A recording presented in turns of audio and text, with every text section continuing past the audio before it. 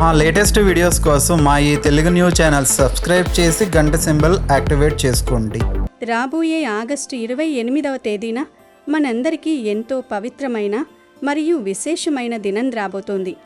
ఆ రోజున ఒకవైపు అన్నా చెల్లెళ్ళు, అక్కా తమ్ముళ్ల అనుబంధానికి ప్రతీక అయిన రాఖీ పౌర్ణమి పండుగ జరుపుకుంటాము. అదే రోజున 3వ శ్రావణ శుక్రవారం కూడా రావడం విశేషం. శ్రావణ శుక్రవారం అంటే ఆ మహాలక్ష్మీదేవికి అత్యంత ప్రీతిపాత్రమైన రోజు. అటువంటిది రాఖీ పౌర్ణమి మరియు శ్రావణ శుక్రవారం కలగలిసి రావడం చాలా అరుదైన విషయం. అయితే ఈ రోజుని చంద్రగ్రహణం కూడా ఏర్పడబోతోంది. ఒకే రోజున రాఖీ పౌర్ణమి, శ్రావణ శుక్రవారం చంద్రగ్రహణం ఏర్పడటం అనేది మామూలు విషయం కాదు. అయితే ఈ చంద్రగ్రహణ ప్రభావం, ఆ సమయంలో ఏర్పడే నకారాత్మక శక్తుల ప్రభావం మగపిల్లల మీద, అనగా ఇళ్లలో ఉండే కొడుకుల మీద తీవ్రంగా పడే అవకాశం ఉంది. గనుక ఈరోజు కొడుకులు ఉన్న ప్రతి తల్లి కూడా ఒక పరిహారం తప్పనిసరిగా చెయ్యాలని శాస్త్ర పండితులు చెప్తున్నారు. లేదంటే కొడుకులకి గ్రహణ దోషాలు, కీడులు తగిలి ఫ్యూచర్లో ఎన్నో రకాల సమస్యలని ఎదుర్కోవలసి వస్తుంది. గ్రహణ కీడు కొడుకుల మీద పడుతుంది. అంతేకాదు, ఈ పరిహారం చేసుకోవడం వలన కొడుకుల మీద ఉండే చెడు దృష్టి, నరదృష్టి కూడా పోతుంది. మరింతకీ ఈరోజు కొడుకులు ఉన్నవారు ఏం చేయాలనే విషయాన్ని ఈ వీడియోలో చాలా వివరంగా తెలుసుకుందాం. ఫ్రెండ్స్, అంతకన్నా ముందు దయచేసి ఈ వీడియోకి ఒక లైక్ కొట్టి కింద కామెంట్ సెక్షన్లో శ్రీమాత్రే నమః అని కామెంట్ పెట్టండి. మీరలా లైక్ చేసి కామెంట్ చేయడం వల్ల మాకు ఎంతో ఉత్సాహం వస్తుంది. మీకు ఉపయోగపడే ఇలాంటి మరెన్నో అద్భుతమైన ఆధ్యాత్మిక విషయాలు మీ ముందుకు తీసుకురావడానికి అది మాకు ఎంతో సపోర్ట్గా ఉంటుంది. కాబట్టి దయచేసి మర్చిపోకుండా వీడియోకి లైక్ కొట్టి శ్రీమాత్రే నమః అని కామెంట్ చేయండి. ఇక వీడియోలోకి వస్తే, మగపిల్లలు చిన్నప్పటి నుంచే చాలా చురుకుగా ఉంటారు. బయట ఎక్కువగా తిరుగుతూ ఉంటారు, స్నేహితులతో కలుస్తుంటారు. అలాగే వివిధ ప్రదేశాలకు ప్రయాణాలు చేస్తుంటారు. దీనివల్ల వారిపై ఇతరుల దృష్టి దోషం, నరఘోష, అసూయ వంటివి చాలా త్వరగా ప్రభావం చూపుతాయి. 6 నెలల పసికందు దగ్గర నుంచి 50 ఏళ్ల వయసున్న మగవారి వరకు ఈ గ్రహణ సమయంలో వెలువడే ప్రతికూల శక్తుల బారిన పడే ప్రమాదం పొంచి ఉంది. ఒక తల్లికి తన బిడ్డ మీద ఉండే ప్రేమ ఎంత స్వచ్ఛమైనదో మనందరికీ తెలుసు. బిడ్డ ఎదుగుదల చూసి తల్లిదండ్రులు మురిసిపోతారు. కానీ బయటి వాళ్ళు, ఒక్కోసారి మనకు తెలిసిన వాళ్ళు, బంధువులు సైతం ఆ బిడ్డ ఎదుగుదలను చూసి ఓర్వలేక అసూయపడుతూ ఉంటారు. వాడు ఎంత బాగా చదువుతున్నాడు, ఎంత బాగా సంపాదిస్తున్నాడు, ఎంత అందంగా ఉన్నాడు అని వారు అనుకునే ప్రతి మాటలోనూ ఒక విధమైన నరదిష్టి ఉంటుంది. దిష్టి అనేది రాతిని సైతం నుగ్గు చేయగల శక్తివంతమైనది అంటారు పెద్దలు. గ్రహణ సమయాల్లో ఇలాంటి నరఘోష, దిష్టి, నకారాత్మక శక్తులు రెట్టింపు బలంతో మనుషులపై దాడి చేస్తాయి. అందువల్ల కొడుకులు ఉన్న ప్రతి తల్లి అందుబాటులో లేకపోతే భర్త శ్రేయస్సు కోరుకునే ప్రతి భార్య ఈ గ్రహణ సమయంలో తమ ఇంట్లోని మగవారికి ఎటువంటి కీడు, గండం, దోషం అంటకుండా ఉండడం కోసం ఖచ్చితంగా ఒక చిన్న, ఖర్చు లేని, అత్యంత శక్తివంతమైన పరిహారాన్ని చేసుకోవాలి. ఈ నెల 28వ తేదీన ఉదయం 6:57 నుండి మధ్యాహ్నం 12:30 వరకు చంద్రగ్రహణం ఉంటుంది. ఇది పగటిపూట ఏర్పడడం వల్ల మన భారతదేశంలో కంటికి కనిపించదు. కాబట్టి కంటికి కనిపించని ఈ గ్రహణానికి కఠినమైన ఆహార నియమాలు పాటించాల్సిన అవసరం లేదు. వండిన ఆహార పదార్థాలు, పాలు, పెరుగు, నీళ్లల్లో దర్బలు వేయక్కర్లేదు. అలాగే దేవాలయాలు కూడా మూయరు. భక్తుల కోసం గుడులు ఎప్పటిలాగే తెరిచి ఉంచుతారు. మరియు నిత్య పూజలు యథావిధిగా జరుగుతాయి. కానీ గర్భిణీ స్త్రీలు మాత్రం ఈ గ్రహణ సమయంలో కొంచెం జాగ్రత్తగా ఉండాలి. గ్రహణం కంటికి కనిపించకపోయినా సూర్యచంద్రుల ఆకర్షణ శక్తుల వల్ల దాని ప్రభావం ప్రకృతిలో ఖచ్చితంగా ఉంటుంది. కడుపులోని శిశువు సున్నితంగా ఉంటుంది. కాబట్టి గర్భిణీలు ఆరు బయట అస్సలు తిరగకూడదు. ఆసుపత్రులకు వెళ్లడం, బాల్కనీలలో నిలబడడం, కబుర్లు చెప్పుకోవడానికి గడప దాటి బయటకు రావడం అస్సలు చేయకూడదు. గ్రహణ కిరణాల ప్రభావం వల్ల పుట్టబోయే బిడ్డకు గ్రహణ ముర్రి వచ్చే ప్రమాదముంది. అంతేకాకుండా ఈ సమయంలో గర్భిణీ స్త్రీలు చాకుతో కూరగాయలు కొయ్యకూడదు. సూదిలో దారం ఎక్కించడం, బట్టలు కుట్టడం లేదా దేనినైనా సూదులతో గుచ్చడం లాంటి పనులు అస్సలు చేయరాదు. ముఖ్యంగా ఈ గ్రహణ సమయంలో జుట్టు కూడా దువ్వుకోకూడదు. పుట్టబోయే బిడ్డ ఆరోగ్యమే అన్నింటికంటే ముఖ్యం కాబట్టి గర్భిణీలు ఈ నియమాలను పాటిస్తూ గ్రహణం పూర్తయ్యే వరకు ఇంట్లోనే సురక్షితంగా ప్రశాంతంగా దైవ ధ్యానం చేసుకుంటూ గడపడం ఎంతో మంచిది. ఇక ఇళ్లలో మగపిల్లలు ఉన్న తల్లులు తమ కొడుకుల భవిష్యత్తు కోసం, వారి మీద ఉన్న చెడును పారద్రోలడం కోసం ఈరోజు ఒక పరిహారాన్ని తప్పక ఆచరించాలి. ఈ పరిహారం చేయడానికి మీకు బయట నుంచి వేలకు వేలు ఖర్చు పెట్టి తీసుకురావాల్సిన వస్తువులు ఏమీ అవసరం లేదు. కేవలం మన వంటగదిలో, మన ఇంట్లో నిత్యం అందుబాటులో ఉండే దైనందిన వస్తువులతోనే ఈ గ్రహణకీడును పూర్తిగా తొలగించుకోవచ్చు. దీనికోసం మనకు ప్రధానంగా కావాల్సినది మనం ప్రతిరోజు వండుకునే అన్నం. అన్నం పరబ్రహ్మ స్వరూపం అని మన పెద్దలు చెబుతారు. దేవాలయాల్లో పరమశివుడికి చేసే అభిషేకాలలో అన్నాభిషేకం ఎంతటి విశిష్టమైనదో, ఎంతటి ఫలితాన్నిస్తుందో మనకు తెలుసు. అదే అన్నాన్ని మనం ఇక్కడ ప్రతికూల శక్తులను పారద్రోలడానికి బ్రహ్మాస్త్రంలా ఉపయోగించబోతున్నాము. ఈ పరిహారం చేయడానికి ముందుగా మీరు అన్నం వండిన తర్వాత ఆ గిన్నెలోంచి ఎవరూ ఒక్క ముద్ద కూడా తినకుండా ఉన్నప్పుడు, అంటే నిండు కుండ లాంటి అన్నం నుంచి ఒక గుప్పెడు అన్నాన్ని తీసుకోవాలి. ఎవరైనా తిన్న తర్వాత మిగిలిన అన్నంతో ఈ పరిహారం చేస్తే ఎట్టి పరిస్థితుల్లోనూ ఫలితం రాదు. కాబట్టి వండిన వెంటనే కుటుంబ సభ్యులు ఎవరూ భోజనానికి కూర్చోకముందే ఒక పళ్ళెంలోకి కొద్దిగా అన్నం తీసి పక్కన పెట్టుకోవాలి. మీ ఇంట్లో ఒక కొడుకు ఉంటే ఒక ముద్దకు సరిపడా, ఇద్దరు ఉంటే 2 ముద్దలకు సరిపడా అన్నాన్ని తీసుకోవాలి. ఈ పరిహారానికి మనం ఉపయోగించే పళ్ళెం చాలా ముఖ్యమైనది. ప్లాస్టిక్, స్టీలు లేదా గాజు పాత్రలను ఈ విశేషమైన పరిహారానికి ఎట్టి పరిస్థితుల్లోనూ వాడకూడదు. ప్లాస్టిక్కు ఎటువంటి ఆధ్యాత్మిక శక్తిని గ్రహించే తత్వం ఉండదు.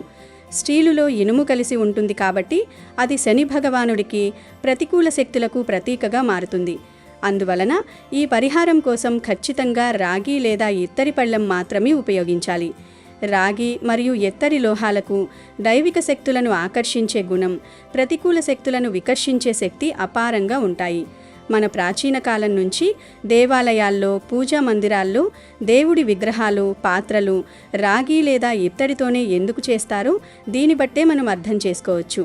కాబట్టి ఒక మంచి రాగి లేదా ఇత్తడి ప్లేట్ను తీసుకుని అందులో మీరు ముందుగా తీసిపెట్టుకున్న ఆ నిండుకుండ అన్నాన్ని వెయ్యాలి.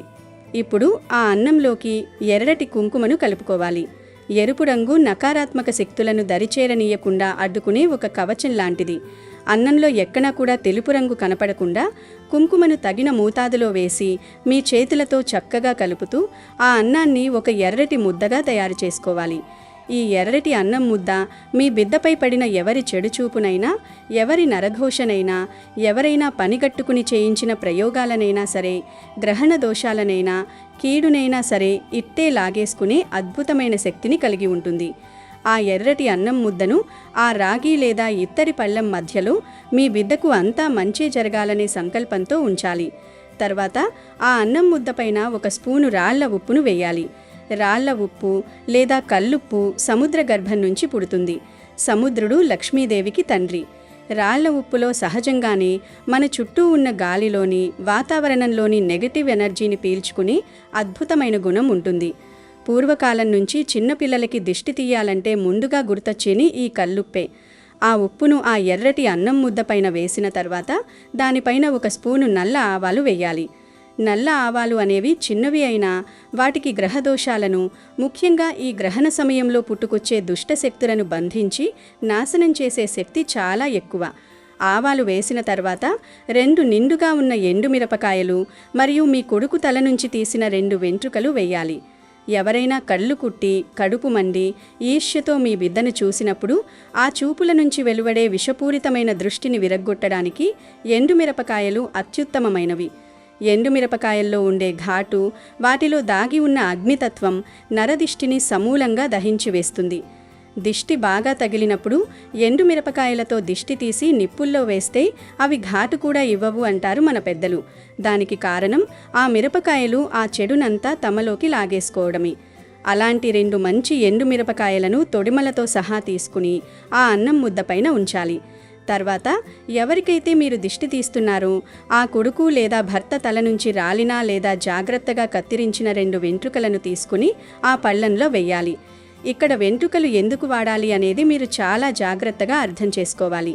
మన తల వెంట్రుకలలో మన శరీరానికి సంబంధించిన పూర్తి శక్తి, మన ఆరా, మన DNA లక్షణాలు నిక్షిప్తమై ఉంటాయి. తాంత్రిక, మాంత్రిక శాస్త్రాలలో ఒక వ్యక్తికి సంబంధించిన వస్తువును వాడినప్పుడు ఆ వ్యక్తి చుట్టూ ఉన్న ఎంతటి భయంకరమైన నకారాత్మక శక్తి అయినా సరే సులభంగా ఆ వస్తువులోకి ఆకర్షించబడుతుంది. మీ బిడ్డ వెంట్రుకలను ఆ అన్నం, ఉప్పు, ఆవాలు, ఎండుమిరపకాయలతో కూడిన పళ్ళెంలో వేయడం ద్వారా మీ బిడ్డ శరీరాన్ని అంటిపెట్టుకుని ఉన్న దోషం, పీడ, దారిద్ర్యం, అనారోగ్యం, ఎదుగుదలను అడ్డుకుంటున్న అదృష్ట శక్తులన్నీ కూడా మీ బిడ్డ శరీరాన్ని వదిలి వెంటనే ఆ పళ్ళెంలో ఉన్న ఆకర్షణ శక్తికి లోనే అక్కడికి వచ్చేస్తాయి. వెంట్రుకలు అనేవి ఈ పరిహారంలో ఒక వాహకంలాగా, ఒక యాంటన్నాలాగా పనిచేస్తాయి. మీ బిడ్డను పూర్తిగా ప్రక్షాళన చేస్తాయి. ఇప్పుడు ఆ పళ్ళెంలో ఎర్రటి అన్నం ముద్ద, కల్లుప్పు, నల్ల ఆవాలు, 2 ఎండుమిరపకాయలు, 2 తల వెంట్రుకలు ఉన్నాయి. చివరగా ఆ పళ్ళెంలో కొద్దిగా, అంటే ఆ వస్తువులు తేలిపోకుండా, పళ్ళెం నిండిపోయి కిందకు ఒలికిపోకుండా ఉండేలా కేవలం కొద్దిగా స్వచ్ఛమైన నీటిని పోయాలి. నీరు అనేది పంచభూతాలలో ఒకటి, ప్రాణదాత. నీటికి ఏ మంత్రం చదివితే ఆ శక్తిని గ్రహించే గుణం ఉంటుంది. అలాగే ఏ చెడునైనా తనతో పాటు కడిగేసుకుని వెళ్ళిపోయే తత్వం ఉంటుంది. పళ్ళల్లో ఆ నీటిని పోయగానే కుంకుమ, ఉప్పు, ఆవాలు, ఎండుమిరపకాయలు మరియు వెంట్రుకలతో కూడిన ఒక అత్యంత శక్తివంతమైన దిష్టి నివారణ యంత్రంలా ఆ పళ్ళెం మారుతుంది. కిందకు నీళ్లు వలకకూడదు. వలికితే పరిహారం శక్తి సన్నగిల్లుతుంది. కాబట్టి చాలా జాగ్రత్తగా తగినన్ని నీళ్లు మాత్రమే పోయాలి. ఇప్పుడు ఈ పరిహారాన్ని ఎవరు చెయ్యాలి, ఎలా చెయ్యాలి అనేది తెలుసుకుందాం. ఈ పరిహారాన్ని ఖచ్చితంగా ఆ బిడ్డ కన్న తల్లి మాత్రమే చేస్తే 100కు 100% ఫలితం ఉంటుంది. ఒకవేళ తల్లి అందుబాటులో లేకపోతే భార్య చేయవచ్చు. తల్లి ఈ పరిహారం చేస్తున్నప్పుడు తప్పనిసరిగా తన చేతులకు ఎర్రటి గాజులు ధరించి ఉండాలి. ఎరుపు రంగు గాజులు సౌభాగ్యానికి, మాతృమూర్తికి ఉండే రక్షణ శక్తికి ప్రతీక. ఈ దిష్టి తీసే సమయంలో ఆ చెడు తల్లి మీదకు రాకుండా ఈ ఎర్రటి గాజులు రక్షిస్తాయి. అలాగే దిష్టి తీసే స్త్రీ తలకు నూనె రాసుకుని ఉండకూడదు. తలస్నానం చేసి తడిగా ఉన్న జుట్టుతో లేదా పొడి జుట్టుతో మాత్రమే ఈ కార్యక్రమాన్ని చెయ్యాలి. దిష్టి తీసే విధానం కూడా చాలా నిష్టగా, పద్ధతిగా జరగాలి. మీ కొడుకుని ఇంటి గుమ్మానికి బయట వైపున తూర్పు ముఖంగా చూసేలా ఒక పీట మీద కూర్చోబెట్టాలి. ఇంట్లో కాకుండా గుమ్మానికి బయట కూర్చోబెట్టడం వల్ల ఇంటి లోపలికి ఆ నెగిటివ్ ఎనర్జీ మళ్ళీ ప్రవేశించకుండా ఉంటుంది. బిడ్డను తూర్పు ముఖంగా కూర్చోబెట్టి తల్లి ఆ రాగి లేదా ఇత్తడి పళ్ళాన్ని చేతుల్లోకి తీసుకుని మనసులో ఇష్టదైవాన్ని తలచుకుంటూ నా బిడ్డపై ఉన్న గ్రహణ దోషాలు, నరఘోష, శత్రుపీడ, ఈర్ష్య, ద్వేషాలు అన్నీ ఈ క్షణంతో పటాపంచలు అయిపోవాలి. వాడికి దీర్ఘాయుష్షు, సకల విజయాలు సిద్ధించాలి అని గట్టిగా సంకల్పించుకోవాలి. ఆ తర్వాత ఆ పళ్ళాన్ని బిడ్డ తల చుట్టూ కుడివైపు నుంచి ఎడమవైపుకు 3 సార్లు, అలాగే ఎడమవైపు నుంచి కుడివైపుకు 3 సార్లు నిదానంగా, శ్రద్ధగా తిప్పాలి. ఒకవేళ 2 కొడుకులుంటే ఇద్దరికీ ఒకే పళ్ళంతో దిష్టి తీయకూడదు. ఎవరికైనా విడివిడిగాని వేరువేరుగా తయారు చేసుకున్న పళ్ళల్లో ఈ పరిహారాన్ని ఆచరించాలి. ఒకవేళ మీ కొడుకు ఉద్యోగరీత్యా లేదా చదువు కోసం ఎక్కడో దూరంగా హాస్టల్లోనూ లేదా వేరే ఊరిలోనూ ఉంటే ఫోన్ చేసి ఈ విధానాన్ని వాళ్ళకి వివరించి వారే స్వయంగా ఒక రాగి పళ్ళల్లో ఈ వస్తువులన్నీ వేసుకుని తమకు తాముగా దిష్టి తీసుకోమని చెప్పండి. లేదా వారి దగ్గరలో ఉన్న ఆత్మీయుల చేత ఈ పరిహారం చేయించండి. అలా దిష్టి తీసిన తర్వాత ఆ పళ్ళల్లో ఉన్న ఆ మిశ్రమాన్ని, నీటిని ఎవరూ తొక్కని ప్రదేశంలో, అంటే ఏదైనా పచ్చని చెట్టు మొదట్లో కానీ, లేదా పారుతున్న నీటిలో కానీ, లేదా డ్రైనేజ్లో కానీ పోసేయాలి. ఆ తర్వాత దిష్టి తీయించుకున్న కొడుకు, తీసిన తల్లి ఇద్దరూ కాళ్ళు చేతులు శుభ్రంగా కడుక్కొని ఇంటి లోపలికి రావాలి. ఈ పరిహారం చేసిన తర్వాత ఖచ్చితంగా ఇద్దరూ తలస్నానం చెయ్యాలి. అప్పుడే ఆ కీడు పూర్తిగా వదిలిపోయి శరీరం తేలిక పడుతుంది. ఇక ఈరోజు రాఖీ ఏ సమయంలో కట్టాలి అనే విషయానికి వస్తే, ఆగస్టు 28వ తేదీన రాఖీ పౌర్ణమి వచ్చింది కాబట్టి ఆ రోజున ఖచ్చితంగా సోదరీమణులు తమ సోదరులకు రాఖీ కట్టవచ్చు. గ్రహణం ఉందని భయపడాల్సిన పని లేదు. కానీ రాఖీ కట్టడానికి ఒక శుభప్రదమైన సమయం ఉంది. ఆగస్టు 28వ తేదీన ఉదయం 5:59 నుంచి ఉదయం 9:48 లోపు మీ అన్నదమ్ములకు రాఖీ కట్టడం అత్యంత శ్రేయస్కరం. ఈ సమయంలో గ్రహణ ప్రభావం తక్కువగా ఉంటుంది మరియు ఇది చాలా పవిత్రమైన ముహూర్తం.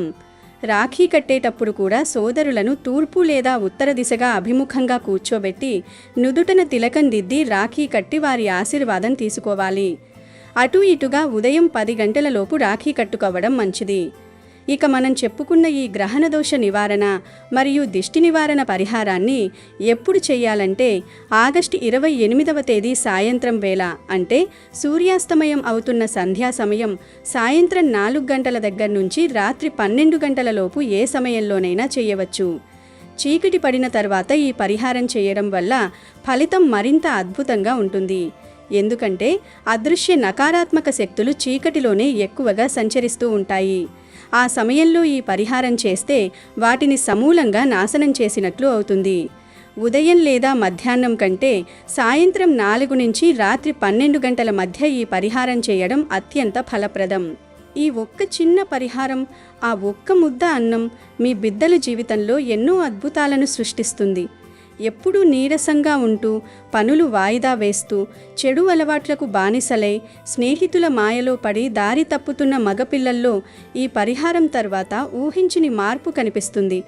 వారిలో ఒక నూతన ఉత్తేజం, ఏదైనా సాధించాలన్న కసి, ఉత్సాహం ఉప్పొంగుతాయి. వారి శరీరంలో, మనసులో పేరుకుపోయిన మానసిక బలహీనత, బద్ధకం అన్నీ తొలగిపోతాయి. గ్రహణ సమయాల్లో వ్యాపించే నకారాత్మక శక్తులు వారి భవిష్యత్తును అంధకారం చేయకుండా ఈ రాగి పళ్ళెం, ఎర్రటి అన్నం, ఎండుమిరపకాయలు ఒక రక్షణ కవచంలా కాపాడతాయి. ఆర్థికంగా స్థిరపడలేక అప్పుల బాధల్లో కూరుకుపోయిన వారు, ఎంత కష్టపడినా సరైన ఉద్యోగం రాక నిరాశలో ఉన్న యువకులు, వ్యాపారంలో నష్టాలు చవిచూస్తున్న వారు ఈ పరిహారం చేయడం ద్వారా ఆటంకాలన్నీ తొలగిపోయి 4 దిక్కుల నుంచి వారికి అదృష్టం, ధనలాభం కలిసి వస్తాయి. సొంత ఇల్లు కట్టుకోవాలన్న కల లేదా ఒక సొంత కారు, బైకు కొనుక్కోవాలన్న కోరిక నెరవేరకుండా అడ్డంకులు ఎదుర్కొంటున్న వారికి మార్గాలు సుగమమవుతాయి. పెళ్లి కాకుండా సంబంధాలు వెనక్కిపోతున్న యువకులకు వారికున్న దోషం తొలగిపోయి మంచి గుణవతి అయిన కన్యతో వివాహం నిశ్చయమవుతుంది. అలాగే వివాహమైన తర్వాత భార్యాభర్తల మధ్య మనస్పర్ధలు ఉంటే అవి తొలగిపోయి వారి కాపురం ఎంతో అన్యోన్యంగా, సంతోషంగా సాగుతుంది. తరచుగా ప్రయాణాలు చేసేవారు, రాత్రిపూట ఉద్యోగాలు చేసేవారు ఈ నరఘోష, వాహన ప్రమాదాల బారిన పడకుండా దీర్ఘాయుష్యుతో, ఆరోగ్యంతో నిండు 100 ఏళ్ళు తల్లిదండ్రుల కళ్ళ ముందే ఆనందంగా జీవిస్తారు. ఒక తల్లి తన బిడ్డల కోసం ఎన్నో నోములు, వ్రతాలు, పూజలు చేస్తుంది. ఎన్నో త్యాగాలు చేసి తన ఆశలను సైతం చంపుకుని బిడ్డల ఉన్నతి కోసం శ్రమిస్తుంది. అలాంటి బిడ్డలకి ఈ గ్రహణ కాలంలో ఎటువంటి కీడు రాకుండా రక్షించుకోవడం ప్రతి తల్లి కనీస బాధ్యత. గనుక తప్పనిసరిగా అందరూ ఈ పరిహారాన్ని చేసుకోండి. ఈ పరిహారం చేసేటప్పుడు కొన్ని నియమాలు ఖచ్చితంగా పాటించాలి. ఆ రోజున ఎట్టి పరిస్థితుల్లోనూ ఇంట్లో మాంసాహారం, నాన్ వెజ్ వండకూడదు, తినకూడదు. అలాగే కుటుంబ సభ్యులు ఎవరూ నలుపు రంగు దుస్తులు ధరించరాదు. నలుపు రంగు ఈ ప్రతికూల శక్తులను త్వరగా ఆకర్షిస్తుంది. స్నానం చేయకముందు ఈ పరిహారాన్ని చేసి దిష్టి పారబోసిన తర్వాత ఇంట్లోకి వచ్చి తప్పనిసరిగా స్నానం చేయాలి. తల్లి చేతులకు ఎర్ర గాజులు ఉండటం, తలకు నూనె లేకపోవడం వంటి చిన్న చిన్న నియమాలను తూచా తప్పకుండా పాటిస్తే ఈ పరిహారం మీకు తిరుగులేని ఫలితాన్ని ఇస్తుంది. మనం ఎంత కష్టపడినా కొన్నిసార్లు అదృష్టం, దైవ బలం అనేది తోడుండాలి. మన బిడ్డల మీద మనకు తెలియని, కంటికి కనిపించని ఎందరో కుళ్ళు, ఈర్ష్య ఉంటాయి. వారందరి చూపుల నుంచి బిడ్డను కాపాడే ఈ అద్భుతమైన పరిహారాన్ని నమ్మకంతో ఆచరించండి. ₹1 ఖర్చు లేదు. ఇతరుల వద్దకు వెళ్ళి వేలు, లక్షలు సమర్పించుకుని మోసపోవాల్సిన అవసరం లేదు. మన ఇంట్లో ఉండే ఉప్పు, అన్నం, మిరపకాయలతో మన బిడ్డను మనం రక్షించుకునే స్వదేశీ సనాతన ధర్మశాస్త్రం ఇది. గనుక కొడుకులు ఉన్నవారందరూ కూడా ఈ గ్రహణం రోజు ఈ పరిహారాన్ని చేసి శుభ ఫలితాలను పొంది సంతోషంగా జీవించండి. దయచేసి ఎక్కడైనా అర్థం కాకపోతే మరొక్కసారి నిదానంగా ఈ ప్రాసెస్ అంతా చదువుకుని మైండ్లో పెట్టుకుని పర్ఫెక్ట్గా చేయండి. ఈ ముఖ్యమైన ఎంతో విలువైన సమాచారం మీకు నచ్చినట్లయితే, ఇది మీకు ఉపయోగపడింది అని మీరు భావిస్తే, దయచేసి ఈ సమాచారాన్ని మీకు తెలిసిన బంధుమిత్రులకు, తోటి తల్లులకు, మీ కుటుంబ వాట్సాప్ గ్రూపులలోనూ విస్తృతంగా షేర్ చేయండి. మీరు చేసే ఒక్క షేర్ వల్ల ఏ మూలో ఉన్న మరో తల్లి తన బిడ్డను ఈ గ్రహణ దోషాల నుంచి కాపాడుకునే అవకాశం కలుగుతుంది. అమెజాన్లో బెస్ట్ డిస్కౌంట్స్ కోసం వీడియో డిస్క్రిప్షన్లో లింకు ఉంది, చూడండి. అలాగే మా టెలిగ్రామ్ ఛానల్ సబ్స్క్రైబ్ చేసుకోండి.